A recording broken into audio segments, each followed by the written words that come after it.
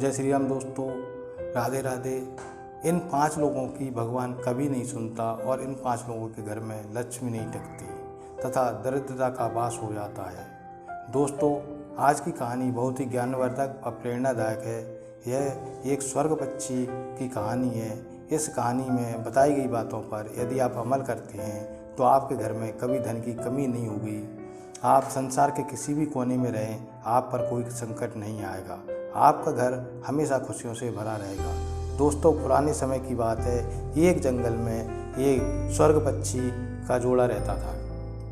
उनके 2 प्यारे प्यारे छोटे बच्चे थे और स्वर्ग पक्षी का जोड़ा एक दिन शाम को बैठा हुआ था तो स्वर्ग पक्षी की पत्नी कहती है कि स्वामी, अपने बच्चों को कुछ अच्छी सीख देने के लिए एक आध कहानी सुनाओ। तब स्वर्ग पक्षी अपने बच्चों को कहानी सुनाता है और वह कहता है कि एक नगर में एक व्यक्ति रहता था।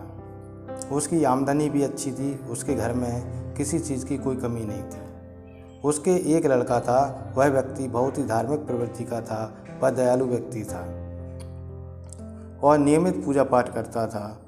उसका जीवन बहुत खुशहाल था। धीरे धीरे उसके पास पैसा बढ़ जाता है और वह बड़े बड़े लोगों में बैठने लगता है। एक दिन उसके दोस्त के भाई की शादी होती है। वह उसके यहाँ शादी में जाता है और शादी में बारात निकलते के समय वह व्यक्ति देखता है कि उसके सारे दोस्त शराब पी रहे हैं। जब वह उनके पास जाता है तो उसके दोस्त कहते हैं कि थोड़ी सी शराब तुम भी पी लो। वह व्यक्ति मना करता है। तब उसके दोस्त कहते हैं कि थोड़ी सी पीने में क्या जाता है, हम सब एक भले और अच्छे परिवार के लोग हैं, तो कभी कभी किसी शादी में, समारोह में या किसी विशेष प्रोग्राम में ले लेते हैं। हम कोई शराबी थोड़े हैं और थोड़ी सी पीने में कुछ नहीं होता, थोड़ी सी चख लो। यह कहता है नहीं, तुम लोग पियो, मुझे नहीं पीना। तब उसके दोस्त उससे जिद करने लगते हैं कि अच्छा, पीना नहीं, थोड़ी टेस्ट करके देख लो, कम से कम तुम्हें इस शराब का स्वाद तो पता होगा कि शराब का स्वाद कैसा होता है। वह अपने दोस्तों की बातों में आ जाता है और शराब पी लेता है। फिर जब भी वह कोई प्रोग्राम में जाता तो वह अपने दोस्तों के साथ शराब पीता है और घर लौटते समय मुंह में इलायची खाकर घर आता था, जिससे घर में किसी को पता न चले कि उसने शराब पी है। वह पहले की तरह नियमित पूजा पाठ व अन्य कार्य भी करता रहता था तथा प्रत्येक मंगलवार को वह हनुमान जी के मंदिर भी जाता था। धीरे धीरे उस व्यक्ति को शराब की लत लग जाती है और वह अब रोज़ शराब पीने का आदी हो जाता है, जिसके कारण वह अपने काम पर ध्यान नहीं दे पाता, जिस कारण उसकी आमदनी कम हो जाती है तथा घर पहुंचकर घर में लड़ाई करता है। उसके माँ बाप को उसको समझाने के प्रयास करते हैं तो वह उनकी बात भी नहीं सुनता। एक दिन तो उसने सारी हदें पार कर दी। वह बाज़ार से रबड़ी लेकर आता है और जब वह शराब के नशे में घर में प्रवेश करता है तब वह रबड़ी उसके हाथ से कमरे के फर्श पर गिर जाती है।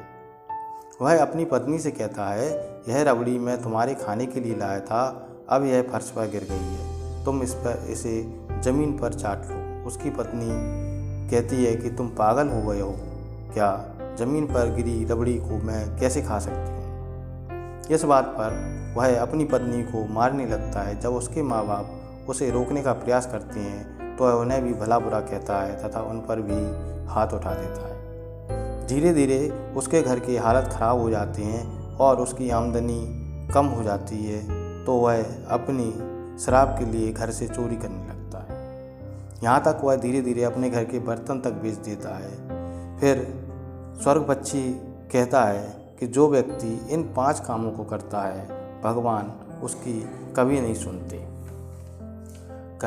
उसके घर से लक्ष्मी नाराज होकर चली जाती है और घर में दरिद्रता का वास हो जाता है। पहला, नशा करने वाला व्यक्ति की भगवान कभी नहीं सुनता। दूसरा, जो व्यक्ति अपने माँ बाप की सेवा नहीं करता और उनसे लड़ता है, भगवान उसकी भी नहीं सुनता।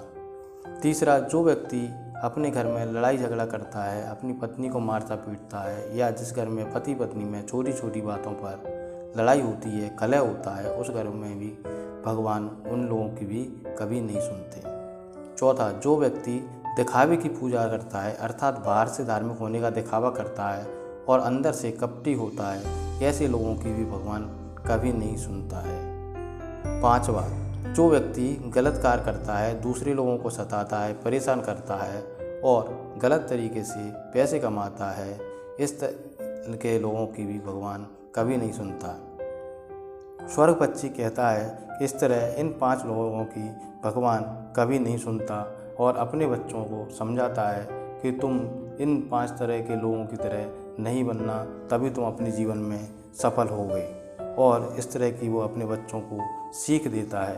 दोस्तों, कहानी पसंद आई हो तो कहानी को लाइक करें, शेयर करें, चैनल को सब्सक्राइब कर लें तथा कमेंट बॉक्स में जय श्री राम अवश्य लिख दें। धन्यवाद।